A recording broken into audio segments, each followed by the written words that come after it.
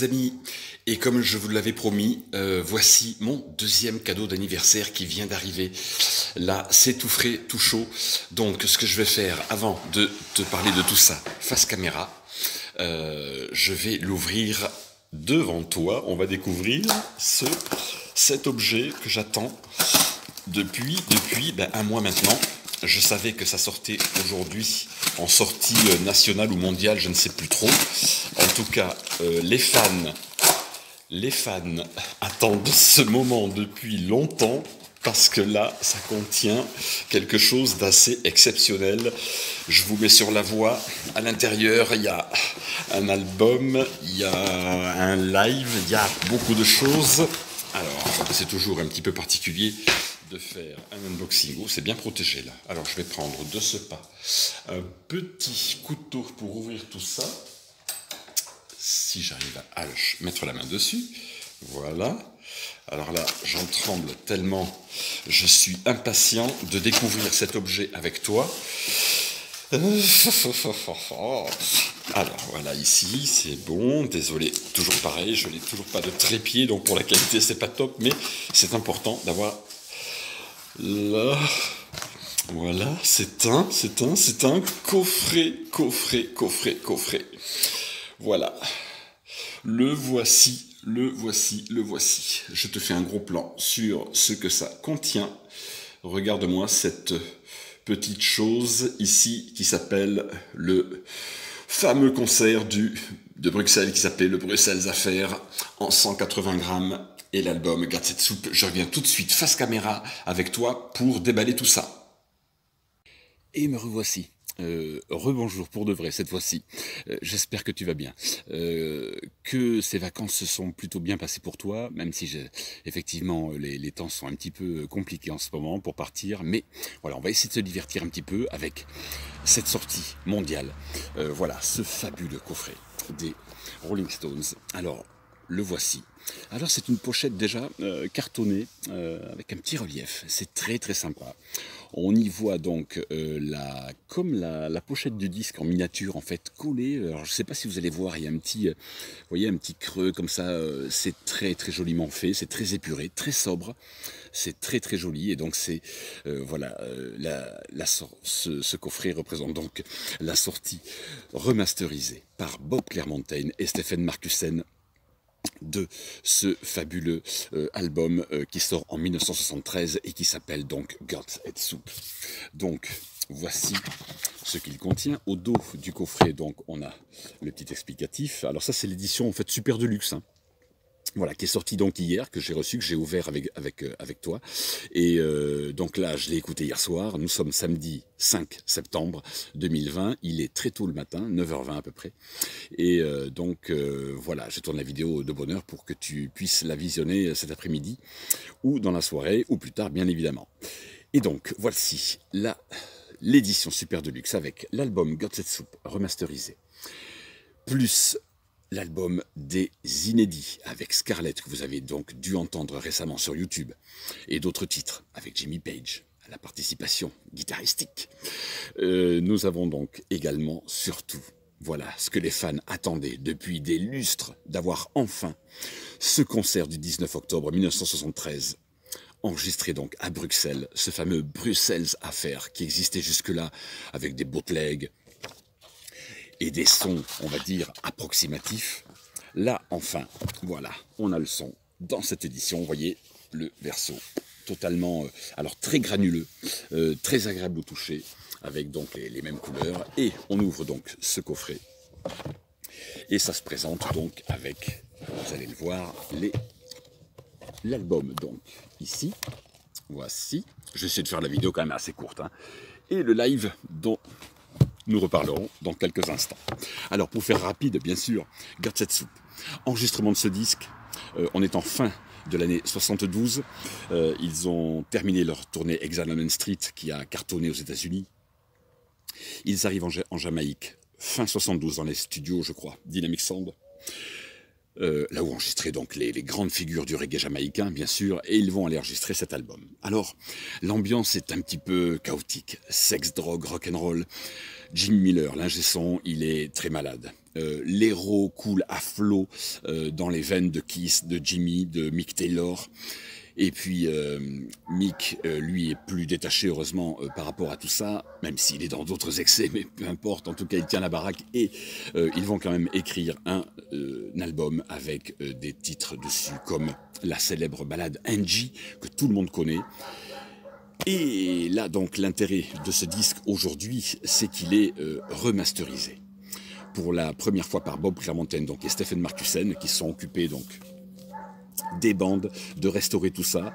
Voilà, Kiss donc au dos, Mick devant bien sûr, au milieu, eh bien oui, grande époque avec Charlie Watts au centre, Bill Wyman et Mick Taylor, le guitariste, on va dire, le plus virtuose du groupe, évidemment, au-dessus du niveau de Brian, au-dessus du niveau de Ronnie, mais même si j'adore les trois guitaristes pour leur charme, il est vrai que là, c'est encore, on est sur la fin de l'âge d'or des Rolling Stones, mais, l'album est quand même très bon. Oui, moi j'ai une préférence pour peut-être d'autres albums, mais celui-ci, je l'ai toujours adoré, il a été très sous-estimé, et puis maintenant il revient, il remonte un petit peu dans le charts, on va dire, des grands disques rock. Donc là, vous allez voir donc Jim Miller, qui était ici, l'ingé son de l'époque, Billy Preston, Andy Jones, Bobby Keys, le grand copain de Kiss, ce Texan,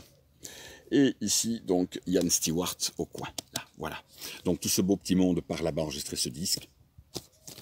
Ça reprend les visuels donc d'origine, hein, de 1973, qu'il y avait déjà donc dans un petit insert. Moi je l'ai l'original, hein, mais c'était un insert qui était séparé pour avoir tout ça.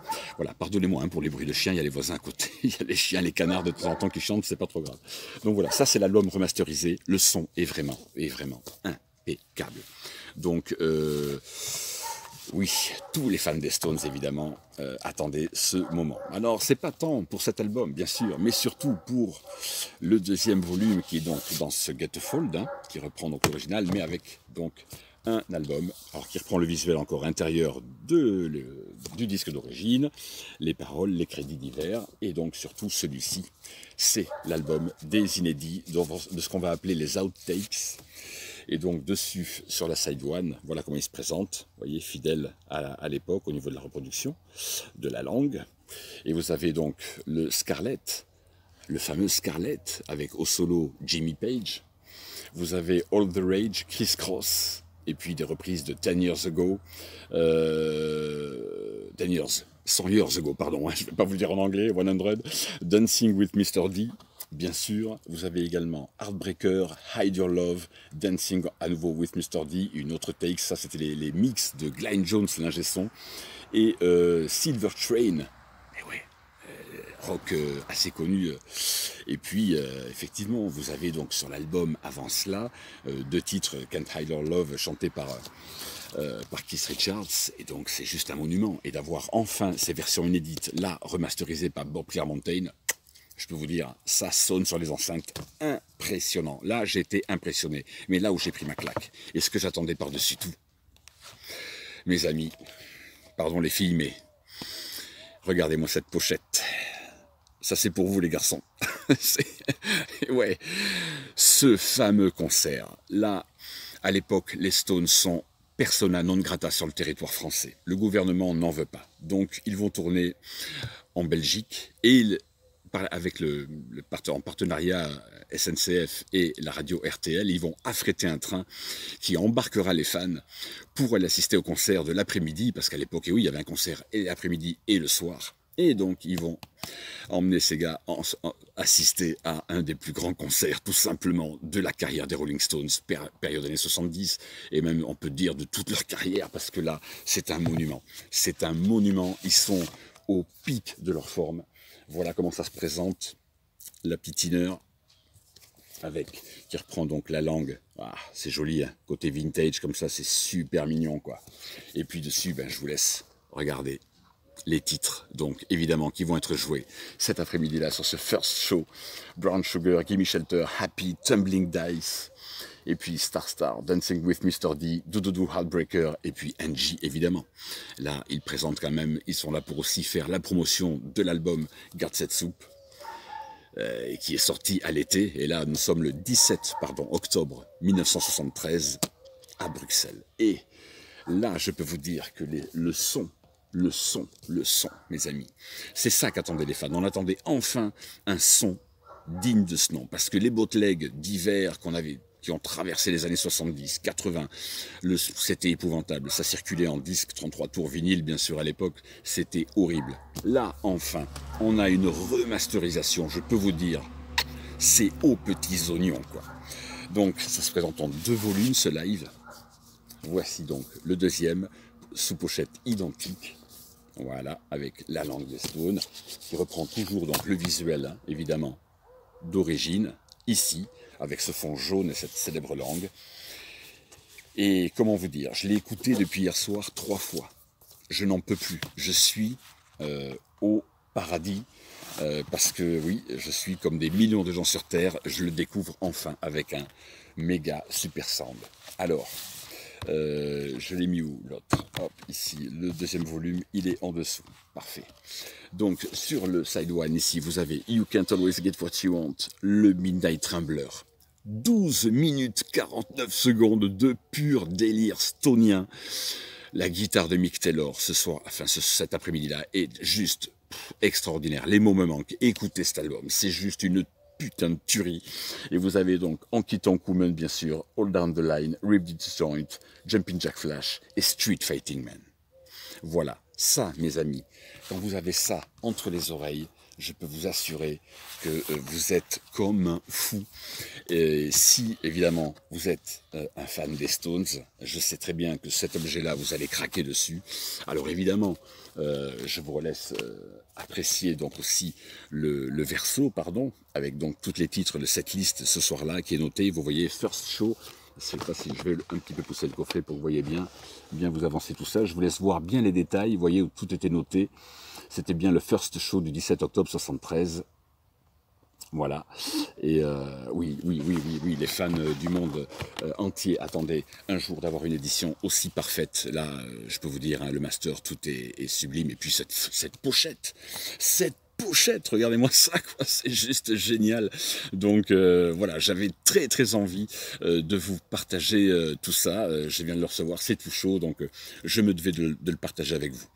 C'est juste un monument incontournable qu'on se doit de se procurer. Alors le prix, eh oui, 88 €. Alors j'ai appelé, moi, le jour de mon anniversaire, c'était le 28 août. Et donc, alors normalement on reçoit un mail avec un chèque cadeau, et moi je ne l'ai pas reçu, donc je les ai appelés. Et donc ils m'ont fait une remise, du coup il m'est revenu à 79 €, puisqu'il est à 88,99 €, donc 89 balles, donc je l'ai eu à 10 € de moins.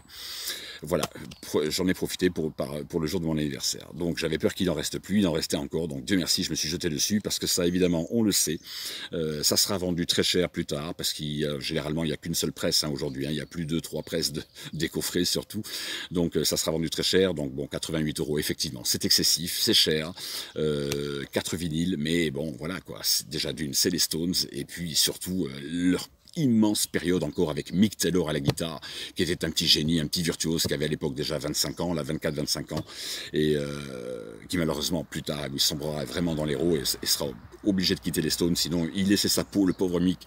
Mais alors là, il nous gratifie de solo, quoi. Je veux dire, entendre les Stones à cette époque-là sur scène, en 73, je peux vous garantir que là, il donne un concert magnifique. Donc voilà, je me devais de partager ça avec vous, les amis, j'espère que ça vous a plu.